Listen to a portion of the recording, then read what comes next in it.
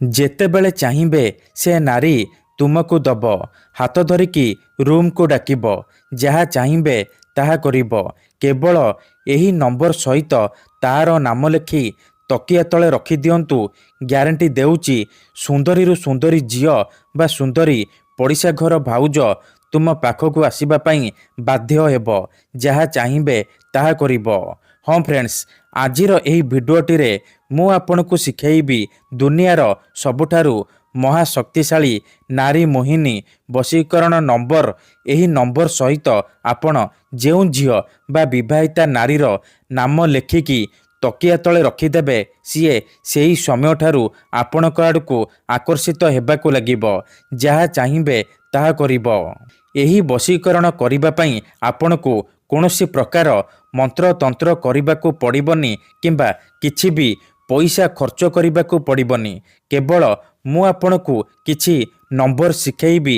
ଆପଣଙ୍କୁ ସେହି ନମ୍ବର ସହିତ ସେ ଝିଅ ବା ବିବାହିତା ନାରୀର ନାମ ଲେଖି ତକିଆ ତଳେ ରଖିବାର ଅଛି।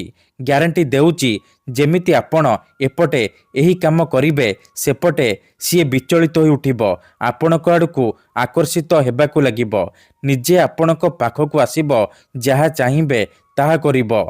ନମସ୍କାର ଫ୍ରେଣ୍ଡସ୍, ଓଡ଼ିଆ ଫଣ୍ଡା ଚ୍ୟାନେଲକୁ ଆପଣମାନଙ୍କୁ ସ୍ୱାଗତ। ଯଦି ଆପଣ କେଉଁ ଝିଅକୁ ମନେ ମନେ ଭଲ ପାଉଛନ୍ତି, ପଡ଼ିଶା ଘର ସୁନ୍ଦରୀ ଭାଉଜ ଆଡ଼କୁ ଆକର୍ଷିତ ହେଉଛନ୍ତି, କିନ୍ତୁ ଯେତେ ଚେଷ୍ଟା କଲେ ମଧ୍ୟ ତାକୁ ପଟେଇ ପାରୁନାହାନ୍ତି, ତାକୁ ନିଜର ମନ କଥା କହିବାକୁ ଡରୁଛନ୍ତି, ଆଉ ଆପଣ ଚାହୁଁଛନ୍ତି କି ସିଏ ନିଜେ ଆସି ଆପଣଙ୍କୁ ଭଲ ପାଉଛି ବୋଲି କହୁ, ଆପଣଙ୍କର ସବୁ ଇଚ୍ଛା ପୂରଣ କରୁ, ତେବେ ଆଜିର ଏହି ଭିଡ଼ିଓଟି ଆପଣଙ୍କର କାମରେ ଆସିବ। କାରଣ ଆଜିର ଏହି ଭିଡ଼ିଓଟିରେ ମୁଁ ଆପଣଙ୍କ ପାଇଁ ଆମର ତନ୍ତ୍ରଶାସ୍ତ୍ରରୁ ଝିଅ ପଟେଇବା ପାଇଁ ବଶୀକରଣ ବିଦ୍ୟା ନେଇ ଆସିଛି। ନାରୀ ମୋହିନୀ ବଶୀକରଣ ବିଦ୍ୟା ନେଇ ଆସିଛି, ଯାହାର ପ୍ରୟୋଗରେ ଆପଣ କେଉଁ ବି କୁଆଁରୀ ଝିଅ ବା ବିବାହିତା ନାରୀକୁ ଅତି ସହଜରେ ପଟେଇ ପାରିବେ, ତାଠାରୁ ନିଜର ମନ ଚାହୁଁଥିବା କାମ ହାସଲ କରିପାରିବେ। ତେଣୁ ମନରେ କୌଣସି ଖରାପ ଉଦ୍ଦେଶ୍ୟ କିମ୍ବା କୌଣସି ଖରାପ କାମ ପାଇଁ ଆପଣ ଏହି ବଶୀକରଣ ପ୍ରୟୋଗ କରିବେନି। କାହିଁକି ନା ଏହାର କୌଣସି ପ୍ରକାର କାଟ ନାହିଁ। ମାତ୍ର ଥରେ ଯେଉଁ ଝିଅ ବା ନାରୀ ଉପରେ ଆପଣ ଏହି ବଶୀକରଣ ପ୍ରୟୋଗ କରିଦେବେ, ସିଏ ସେହି ସମୟଠାରୁ ଆପଣଙ୍କର ଗୁଲାମୀ କରିବ, ଆପଣଙ୍କ ଆଡ଼କୁ ଆକର୍ଷିତ ହେବାକୁ ଲାଗିବ, ଆପଣଙ୍କର ସବୁ କଥା ମାନିବ, ଆପଣ ତାକୁ ଯାହା କହିବେ ସିଏ କରିବ। ହଁ ଫ୍ରେଣ୍ଡସ୍, ଯଦି ଆପଣ ସୁନ୍ଦରୀ ଝିଅ ପଟେଇବାକୁ ଚାହୁଁଛନ୍ତି, ପଡ଼ିଶା ଘର ସୁନ୍ଦରୀ ଭାଉଜକୁ ପଟେଇବାକୁ ଚାହୁଁଛନ୍ତି, ତେବେ ଆଜିର ଏହି ଭିଡ଼ିଓଟିକୁ ଶେଷ ପର୍ଯ୍ୟନ୍ତ ଦେଖନ୍ତୁ। ଅଧାରୁ ଛାଡ଼ିକି ପଳେଇଲେ କିମ୍ବା କାଟି କାଟି ଦେଖିଲେ ଆପଣ କିଛି ବି ବୁଝିପାରିବେନି। ପରେ କମେଣ୍ଟ କରିବେ, ଗୁରୁଜୀ ଆପଣଙ୍କର ବଶୀକରଣ କାମ କରୁନି। ତେଣୁ ଭିଡ଼ିଓଟିକୁ ମୂଳରୁ ଶେଷ ପର୍ଯ୍ୟନ୍ତ ଧ୍ୟାନ ସହିତ ଦେଖନ୍ତୁ, ପ୍ରୟୋଗ ବିଧିକୁ ଠିକ୍ ଭାବରେ ବୁଝନ୍ତୁ, ତାପରେ ଆପଣ ଏହି ବଶୀକରଣ କରିବା ପାଇଁ ଯିବେ। ତେବେ ଯାଇ ମୁଁ ଆପଣଙ୍କୁ ଗ୍ୟାରେଣ୍ଟି ଦେଉଛି ଆପଣଙ୍କର ବଶୀକରଣ କାମ କରିବ। କାହିଁକି ନା ଏହି ବଶୀକରଣ ସାହାଯ୍ୟରେ ହଜାର ହଜାର ଲୋକମାନେ ଲାଭବାନ ହେଇଛନ୍ତି। ବର୍ଷ ବର୍ଷ ଧରି ଭାଙ୍ଗି ଯାଇଥିବା ପୁରୁଣା ପ୍ରେମକୁ ଫେରାଇ ଆଣିପାରିଛନ୍ତି।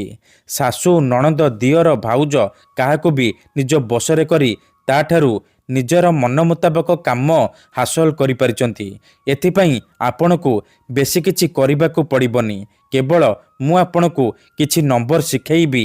ଆପଣ ଯେଉଁ ଝିଅକୁ ଭଲ ପାଉଛନ୍ତି ବା ଯାହାକୁ ପଟେଇବାକୁ ଚାହୁଁଛନ୍ତି, ତାର ନାମ ଲେଖି ତକିଆ ତଳେ ରଖିଦେବେ। ଗ୍ୟାରେଣ୍ଟି ଦେଉଛି ଯେଉଁ ଝିଅ ଆପଣଙ୍କୁ ଭାव ଦେଉନଥିଲା, ଇଗ୍ନୋର କରୁଥିଲା, ସେ ଝିଅ ନିଜେ ଆସି ଆପଣଙ୍କ ସହିତ କଥା ହେବ, ଆପଣଙ୍କୁ ଭଲ ପାଉଛି ବୋଲି କହିବ। ଯେଉଁ ପଡ଼ିଶା ଘର ଭାଉଜ ବା ବିବାହିତା ନାରୀ ଆପଣଙ୍କୁ ଇଗ୍ନୋର କରୁଥିଲା, ସିଏ ନିଜେ ଫୋନ୍ କରିବ, ରାତିଦିନ ଘରକୁ ଡାକିବ, ଯାହା ଚାହିଁବେ ତାହା କରିବ। ତେବେ ଏହି ବଶୀକରଣ ଆପଣ କିପରି କରିବେ, କେମିତି କରିବେ, କିପରି ଆପଣ ନମ୍ବର ସହିତ ସେ ଝିଅ ବା ନାରୀର ନାମ ଲେଖିବେ, ମୁଁ ଆପଣଙ୍କୁ ଶିଖେଇବି। ସମ୍ପୂର୍ଣ୍ଣ ପ୍ରୟୋଗ ବିଧି ଠିକ୍ ଭାବରେ ଶିଖେଇବି। ଜାଣିବା ପାଇଁ ଭିଡ଼ିଓଟିକୁ ଶେଷ ପର୍ଯ୍ୟନ୍ତ ଦେଖନ୍ତୁ। ବିଧିଟି ଜାଣିବା ପୂର୍ବରୁ ଯଦି ଆପଣ ଆମ ଚ୍ୟାନେଲକୁ ପ୍ରଥମ ଥର ଆସିଛନ୍ତି, ତେବେ ଦୟାକରି ଚ୍ୟାନେଲକୁ ସବସ୍କ୍ରାଇବ୍ କରି ପାଖରେ ଥିବା ବେଲ୍ ଆଇକନ୍କୁ ମଧ୍ୟ ଦବାଇ ଦିଅନ୍ତୁ, ଯାହାଦ୍ୱାରା ଆମେ ଯେଉଁ ବି ଭିଡ଼ିଓ ଅପଲୋଡ଼ କରିବୁ ସର୍ବପ୍ରଥମେ ଆପଣ ଦେଖିପାରିବେ ଆଉ ତାହାର ଲାଭ ପାଇପାରିବେ। ବଶୀକରଣ କରିବା ପୂର୍ବରୁ ଗୋଟିଏ ଛୋଟିଆ କଥା ଜାଣି ରଖନ୍ତୁ। ଯେତେବେଳେ ଆପଣ କାହାକୁ ନିଜଠାରୁ ଅଧିକ ଭଲ ପାଉଛନ୍ତି, ତା ବିନା ବଞ୍ଚିପାରିବେନି ଭାବୁଛନ୍ତି, ସେତେବେଳେ ଆପଣ ବଶୀକରଣ କରିପାରିବେ। କିମ୍ବା ଯଦି କେଉଁ ଲୋକ ବିନା କାରଣରେ ଆପଣଙ୍କୁ ହଇରାଣ କରୁଛି, ଆପଣଙ୍କର ଘର ପରିବାର ଉପରେ ଖରାପ ନଜର ପକାଉଛି, ଏହିପରି ପରିସ୍ଥିତିରେ ଆପଣ ବଶୀକରଣ କରିପାରିବେ। କାହିଁକି ନା କେତେଥର ଏମିତି ହେଇଥାଏ କି ଆମର ଶତ୍ରୁ ଆମଠାରୁ ପଇସାରେ ଆଉ ଶକ୍ତିରେ ବଳବାନ ହେଇଥାଏ, ଆଉ ଆମେ ଚାହିଁକି ବି ତାର କିଛି କରିପାରୁନାହୁଁ। ଏହିପରି ପରିସ୍ଥିତିରେ ଆପଣ ବଶୀକରଣ କରିପାରିବେ। ନିଜ ଶତ୍ରୁକୁ ହାତ ମୁଠାରେ ରଖିପାରିବେ। ନିଜ ପସନ୍ଦର ସୁନ୍ଦରୀରୁ ସୁନ୍ଦରୀ ଝିଅ ପଟେଇ ପାରିବେ। ସୁନ୍ଦରୀ ଭାଉଜଠାରୁ ମନ ମୁତାବକ କାମ ହାସଲ କରିପାରିବେ। ତେଣୁ ଏହି ବଶୀକରଣ ଆପଣ ଭାବିଚିନ୍ତିକି ପ୍ରୟୋଗ କରିବେ। ଠିକ୍ ଅଛି, ତେବେ ଚାଲନ୍ତୁ ଜାଣିବା ଏହି ବଶୀକରଣ ଆପଣ କିପରି କରିବେ। ଏହି ବଶୀକରଣ କରିବା ପାଇଁ ଆପଣଙ୍କୁ କୌଣସି ପ୍ରକାର ସାମଗ୍ରୀର ଆବଶ୍ୟକ ନାହିଁ କିମ୍ବା କିଛି ବି ପଇସା ଖର୍ଚ୍ଚ କରିବାକୁ ପଡ଼ିବନି। କେବଳ ଖଣ୍ଡେ ସାଧା କାଗଜ ଆଣିବେ, କଳା କଲମ ଆଣିବେ, ଯାହାଦ୍ୱାରା ଆପଣ ଏହି ବଶୀକରଣ କରିପାରିବେ। ପ୍ରଥମେ ଆପଣ କ'ଣ କରିବେ, ଖଣ୍ଡେ କାଗଜ ଆଉ କଲମ ଆଣିସାରିବା ପରେ ଭଲ ଭାବରେ ହାତ ଗୋଡ଼ ଧୋଇକି ଏହି ବଶୀକରଣ ଆରମ୍ଭ କରିବେ। ମନେ ରଖନ୍ତୁ, ଏହି ବଶୀକରଣ ବିଧିକୁ ଆପଣ କେବଳ ଶୁକ୍ରବାର ଦିନ କରିବେ। ରାତିରେ ଶୋଇବା ପୂର୍ବରୁ କରିବେ।